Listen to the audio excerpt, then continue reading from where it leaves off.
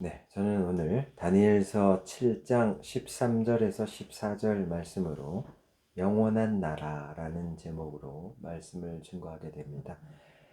오늘 저희가 보게 되면 다니엘서가 저작 연대가 BC 605년에서 530년경까지인데 이 다니엘서가 기록되는 그 과정 속에서 다니엘이 어떻게 바벨론으로 끌려가게 되고 바벨론 내에서 자기 생전에는 이루어지지 않는 미래적인 환상을 어떻게 얘기하게 되며 그 미래적인 환상이 우리 보이는 세계에 어떤 영향을 미치게 되는지에 대한 설교를 진행하도록 하겠습니다. 먼저 느부갓네살 왕이 BC 605년에 이집트를 점령하기 위해서 원정을 떠났습니다.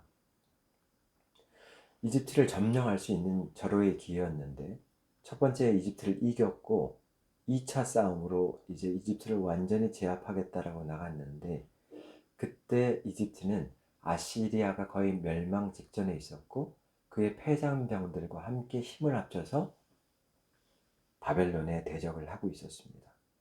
시간이 더 갔으면 이집트도 점령됐을 텐데 느부갓네살 왕이 아버님이 돌아가셨다라는 그런 소식을 듣게 됐고 그때 바로 돌아가지 않으면 이 국정을 누군가가 또 왕권을 찬탈할 수 있기 때문에 느부갓네살 왕은 신속하게 바벨론으로 돌아가게 됩니다.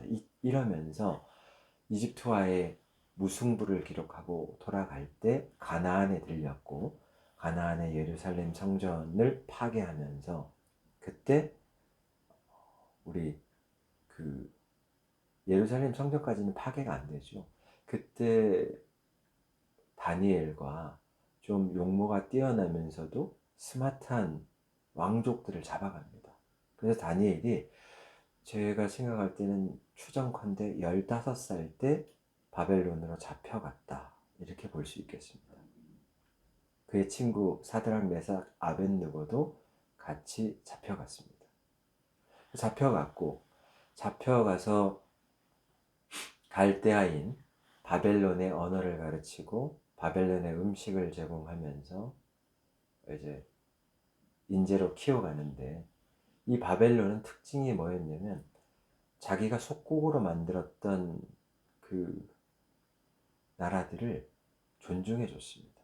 아시리아 같은 경우는 자기네 민족과 무조건 섞여야 되는 혼혈 정책을 사용했지만 바벨론 같은 경우는 동족끼리 원하는 대로 종교도 원하는 대로 가질 수 있도록 열어준 겁니다. 그리고 재산도 그 안에서 노력한 자들은 재산도 많이 받을 수 있도록 신분 상승도 될 수 있도록 이런 모든 걸 열어놨습니다. 그랬기 때문에 오늘날 미국과 같이 여러 이민자가 들어오지만 이민자의 스마트한 머리를 다 녹여서 용광로처럼 하나로 내보내는 국력 이런 게 바벨론의 큰 장점이었습니다. 그러다 보니까 느부갓네살 왕은 이제 자기 스스로가 어떻게 하면 전 세계를 지배할까에 대한 자기의 의지를 불태우다가 잠들었습니다. 그런데 그 잠들었을 때 꿈을 꾸게 되는데요. 그 꿈이 굉장히 이상한 꿈을 꾸게 된 겁니다. 머리가 정금이고 가슴이 은이고 배와 넓적다리가 노시고 종아리와 발이 철제로 돼 있고 철과 진흙으로 돼 있는 그런 꿈 신상을 봤는데 뛰어 있는 붕 떠서 오던 돌 하나가 신상에 발을 딱 쳐서 완전히 파괴해버리는 이런 꿈을 꾼 겁니다. 그런데 이 꿈에 대한 내용을 절대 느부갓네살 왕이 말하지 않습니다. 그러면서 하는 얘기가 술객과 박사들, 지혜 있는 모든 자들은 내가 꾼 꿈을 맞추라는 겁니다. 해석을 하라는 겁니다. 해석을 못하면 죽인다라는 겁니다. 꿈 얘기를 해주시면 해석하겠습니다. 이렇게 얘기하고 있는데 시간 끌려는 생각하지 말고 내가 지금 말했지 않느냐? 내가 꾼 꿈은 말하지 않을 것이다. 너네가 지혜자니까 즉시 맞추는 게 너희들 능력 아니겠니? 못 맞추면 죽어라. 이겁니다. 그래서 결국은 못 맞추게 됐고, 그래서 못 맞추게 된 상태에서 술객들을 다 죽이라라는 이제 명령이 떨어지고, 아리오 군대 장관이 다니엘과 세 친구도 지혜자였기 때문에 죽이러 가는 장면입니다. 죽이러 갔을 때 다니엘이 뭐가 그렇게 급하냐, 시간을 하루만 준다라면 그 꿈을 해석하겠다, 그렇게 얘기를 합니다. 그러면서 다니엘이 했던 것이 뭐냐면, 이 세 친구에게 들어가서, 다니엘서 2장 16절에 보면 다니엘이 들어가서 왕께 구하기를 시간을 주시면 왕에게 그 해석을 알려드리리다 하니라. 이에 다니엘이 자기 집으로 돌아가서 그 친구 하나냐와 미사엘과 아사랴에게 그 일을 알리고, 꿈을 꿨는데 왕이 꿈 얘기를 하지 않아. 근데 해석하래. 못하면 죽인대. 이 얘기를 세 친구에게 말했죠.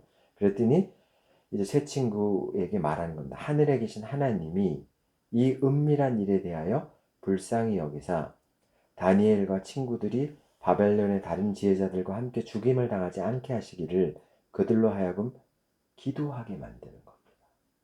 기도해야 된다. 이건 하나님이 풀어주지 않으면 절대 풀 수 없는 환상이다 라고 얘기를 합니다. 이에 이 은밀한 것이 밤의 환상으로 다니엘에게 나타나 보임에 다니엘이 하늘에 계신 하나님을 찬송하니라, 이렇게 나와 있습니다. 오늘 제목이 영원한 나라인데요, 우리 인간들은 보이는 현상 가운데서만 이게 다라고 생각하지 않습니까? 그리고 느부갓네살 왕도 자기가 보이는 세계 내에서 지략을 짜고 어떻게 세계를 정복할까를 논의하다가 잠들었지만, 보이지 않는 세계에서는 하나님이 이제 느부갓네살 왕을 정점을 찍고 이 제국이 무너진다라는 그 환상을 다니엘에게 보인 거거든요. 다니엘이 이제 느부갓네살 앞에 섰을 때 느부갓네살이 꿨던 꿈을 그냥 그대로, 말하지 않았던 것들을 그대로 말해줍니다. 깜짝 놀랐겠죠. 그리고 그걸 풀어줍니다. 머리가 정금이라고 했던 그 큰 신상이 보였는데, 머리가 정금이고 가슴이 은이고 했던 그 신상 가운데 머리는 아주 정점에 있는 대제국, 바벨론 제국이 정점에 있을 때는 어떻게 보면 이제 신생 제국이라고 할 수가 있습니다. 아주 하나님이 보여준 그 꿈은, 머리에 해당되는 그 금은 왕을 의미한다고 얘기를 합니다. 바벨론이, 그 다니엘이. 그러면서 보이지 않는 세계에서는 왕이 지금의 정점에 전국을 치리하고 있으나 왕은 쇠락해서 다음에 해당되는 메데와 페르시아가 등장한다라고 말한다. 그것이 그 신상의 가슴에 해당되는 은이, 금과 다른 재료로 되어 있는 그 은이 바벨론을 무너뜨리는 메데와 페르시아 제국이 나온다라는 것이고, 배와 넓적다리가 또 새로운 재료로 되어 있는 노시란 것은 그 페르시아 제국, 메데와 페르시아를 물리치는 헬라 제국이 나온다라는 얘기를 하게 되는 거고, 그리고 종아리와 발 이런데 철과 진흙으로 되어 있다는 그것은, 로마가, 종아리는 이제 종아리와 발은 로마를 의미하는데, 로마가 정복했을 때 하나의 단일체 철로 되어 있다가 이것이 철과 진흙으로 이렇게 나눠지는 것은, 철에 해당되는 이, 그러니까 다스리는 이 국가와 다스림 받고 있는 진흙에 해당되는 그 국가들, 피지배 국가들은 하나의 로마 제국으로 형성되어 있지만 이것은 통합될 수가 없는 재료다라는 그런 꿈이었고, 맨 마지막에 공중에서 날아왔던 돌이 그 커다란 신상을 쳐서 그 신상이 완전히 무너지게 되면서 이제 영원한 나라가 성립된다라는 그런 해석을 내게 됩니다. 근데 이제 이곳을 볼 때 다니엘이 다니엘서를 저작한 것이 BC 605년에서 530년경이라 했는데 페르시아 제국이 등장할 때가 바벨론을 무너뜨리고 등장할 때가 BC 539년입니다. 그 이후에 헬라 제국이 등장하고 그다음에 로마 제국이 등장하는 부분에 대해서는 다니엘은 못 보고 죽습니다. 그러나 그리고 그 로마 제국 이후에도 이제 앞으로도 일어날 일이겠지만 재림하였을 때 예수 그리스도가 재림하고 예수 그리스도를 맞이했던 모든 사람이 영원한 하나님 나라에 들어가는 그것까지는 다니엘이 보지 못하고 죽었습니다. 그러나 다니엘은 보이는 세계에서 그 보이는 현상이 다가 아니다라는 것을 꿈을 통해서 이제 말하게 되는데 어디까지가 증빙되느냐? 바벨론이 무너지고 페르시아가 등극한다라는 것까진 다니엘이 예언했던 것이 다 증빙이 됐습니다. 역사적으로. 그러나 미래적으로는 굉장히 빠르게 번성하는 다니엘서 7장에 가면 표범이 나오는데 표범이 날개가 달려있다라는 내용이 나오거든요. 표범은 아마 치타 이런 그 동물 중에 제일 빠를 겁니다. 그 정도로 제국이 빠르게 확산돼서 나간다는 뜻입니다. 역사적으로 볼 때 알렉산더 대왕의 군대와 징기스칸의 군대가 제일 빨랐습니다. 굉장히 빠른 기마 부대를 사용했었거든요. 그 정도였는데 다니엘이 지금 눈에 보이지 않는 상황에서 먼 미래를 내다보면서 오늘 죽지 않기 위해서 느부갓네살 왕의 꿈을 보여달라고 하나님께 기도를 했고 그 밤에 하나님이 먼 미래적으로 대제국이 그리고 앞으로 영원히 멸망하지 않는 나라까지 임한다라는 것을 꿈으로 보여준 겁니다. 환상으로. 그래서 그 환상을 다니엘이 펼쳐내는데 자기도 다 이해가 안 되는 환상을 펼쳐내고 다니엘은 갔습니다. 그러나 다니엘은 역사적으로 증빙하건대 바벨론이 무너지는 걸 봤고 그리고 그 느부갓네살 왕이 무너질 것입니다라는 것을 또한 다니엘은 경험을 하게 됩니다. 그리고 느부갓네살의 아들이었던 벨사살이 들어오게 되는데 벨사살 또한 되게 교만하게 왕정을 치리하는데 그 왕정을 치리하던 입장에서 하나님이 보이지 않는 세계에 하나님이 벽에 나타나서 술 파티를 벌이고 있었던 벨사살 왕의 그 파티 장치에서 이 벽에다가 메네 데겔 우바르신 이렇게 글씨를 쓰는 거를 벨사살 왕이 보고 사색이 됩니다. 그래서 보이는 세계에 있었던 사람이 저 손가락은 안 보이게 벽을 뚫고 나와서 갑자기 메네 데겔 우바르신을 쓰고 사라진단 말입니다.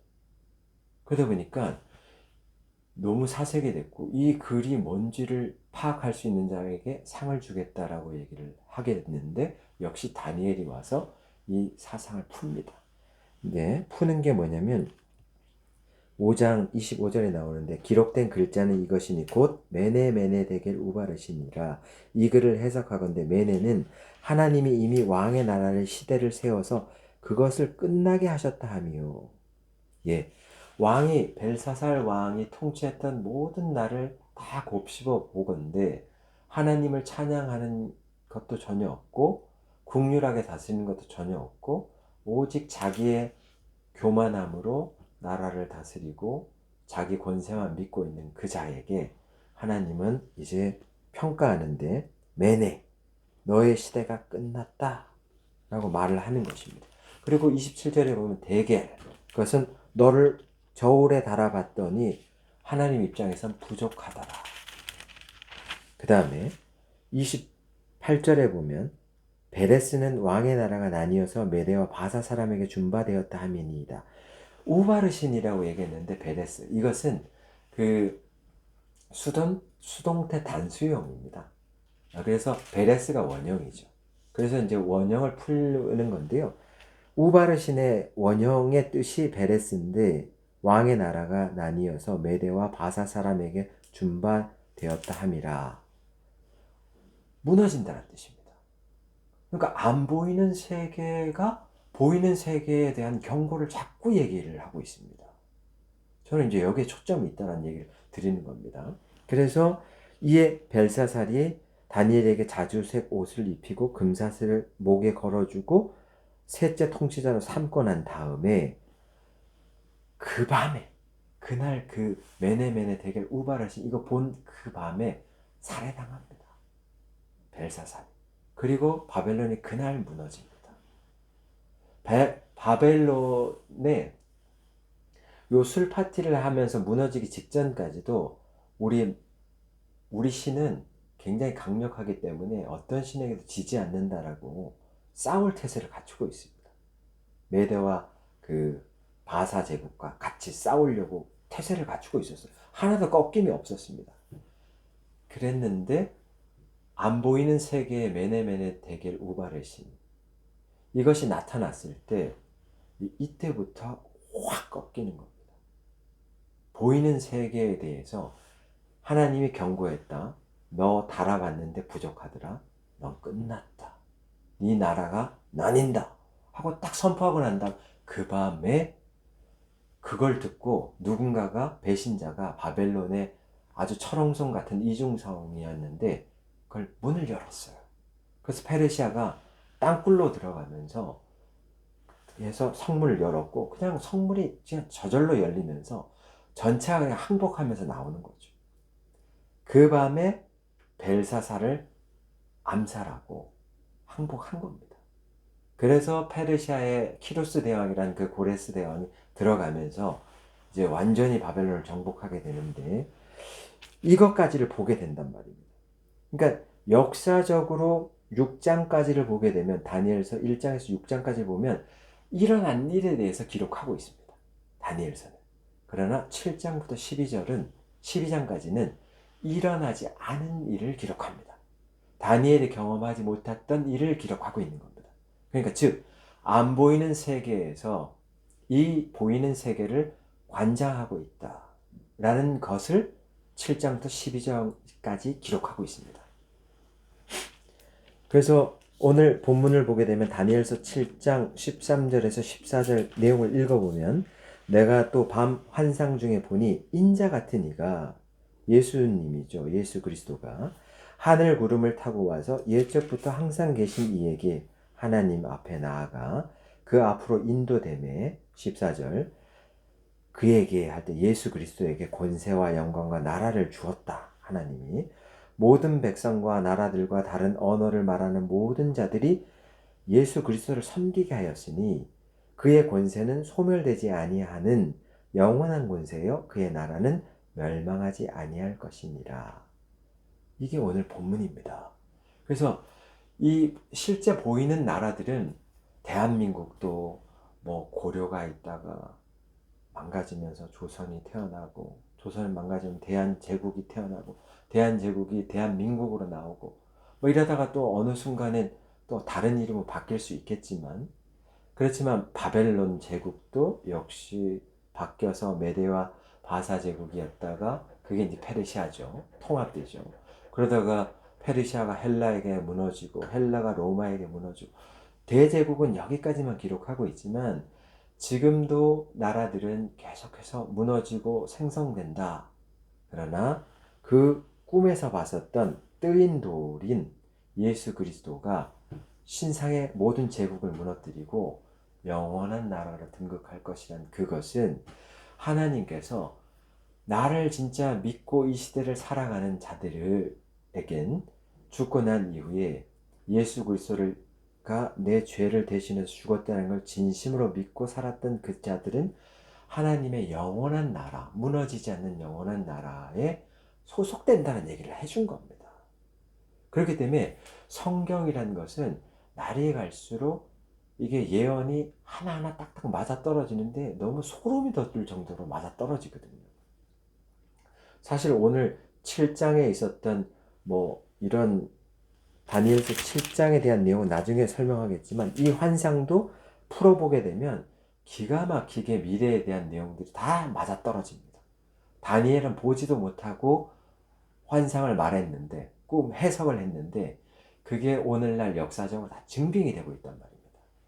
우리가 노스트라다무스가 예언했던 것이 몇 개만 맞아도 아주 대예언가라 얘기합니다.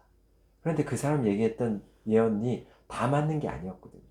그 정도로 격앙하는데 성경은 예언하고 있었던 모든 것이 다 맞아떨어집니다. 그런데 영적으로 눈이 가려서 글쎄 뭐 그렇게 관심이 없는 거죠.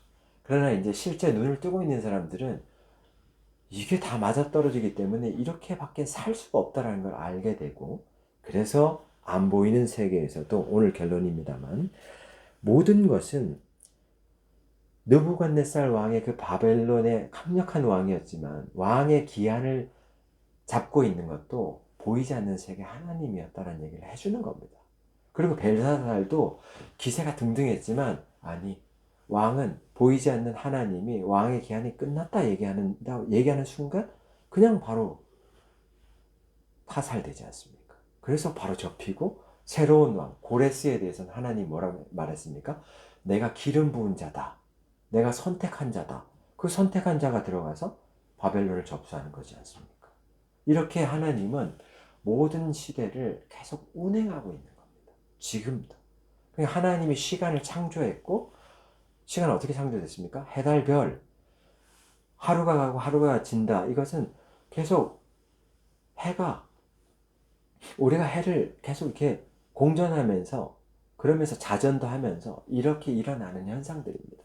그래서 이제 시간의 개념이 들어왔는데 이 시간의 개념을 만들어 놓고 계절의 개념이 들어온 상태에서 하나님은 시간의 마지막도 이때가 되면 닿는다라고 성경은 말하고 있습니다. 그때가 언제입니까? 예수 그리스도가 재림하면 그때 이 모든 인류의 역사를 닿는다라고 말했습니다. 그때는 시간의 처음을 열었던 모든 사람들이 다 살아납니다. 그리고 마지막 재림했을 때 모든 사람이 살아나서 심판대 앞에서 심판을 받습니다. 정말 하나님 믿었느냐? 믿은 사람은 영원한 하나님, 무너지지 않는 영원한 하나님 나라로 들어가는 것이고 믿지 않은 자들은 불타는 지옥으로 가는 겁니다. 그냥 양대 산맥으로 갈리게 되어 있습니다. 이 부분에 대해서 우리는 지금도 하나님을 믿으면서 이 환경을 극복해 가는 겁니다. 다니엘은 똑같이 폐잔병 포로로 끌려갔습니다. 그런데 유대의 많은 사람들은 BC 605년에 자기의 영원한 하나님, 강력한 하나님이 바벨론의 마르둑 신에게 졌다라고 생각하고 고개를 숙이고 우울하게 살았습니다. 그러나 다니엘과 세 친구는 그렇게 살지 않았습니다. 그 환경 가운데서도 여전히 하나님 살아계시다라고 의지하며 살았기 때문에 몇 개의 나라를 거치는데 총리로서도 계속 이어오고 그 포로된 자들이 절망하고 있는데 다니엘을 보면서 하나님 살아있다라는 것을 증빙하게 되고 이 사람들이 희망을 비춰줬단 말입니다. 그래서 오늘날도 하나님을 정말로 믿고 있는 자들은 어떤 환경에 있더라도 다니엘처럼 하나님은 그래도 여전히 역사하신다, 일하신다 이렇게 생각하시고 오늘 이 밤에 우리의 그 꿈을 알려주지 않았던 꿈을 해석하게 하옵소서. 우리를 살려달라고 했을 때 바벨론이라는 진영에서도 하나님은 환상을 보여줘서 미래적으로 일어날 일들을 다 보여줬다. 그렇게 하나님은 모든 나라를 모든 세대를 시대별로 다스려 가고 있다. 그것을 알았으면 좋겠습니다. 네, 기도하시겠습니다. 영원한 나라가 있습니다. 그 영원한 나라를 다스리는 보이지 않는 세계에 있는 하나님을 믿고 의지할 수 있는 살리는 교회 모든 동역자들 다 되기를 축복합니다. 예수 그리스도 이름으로 기도드렸습니다. 아멘.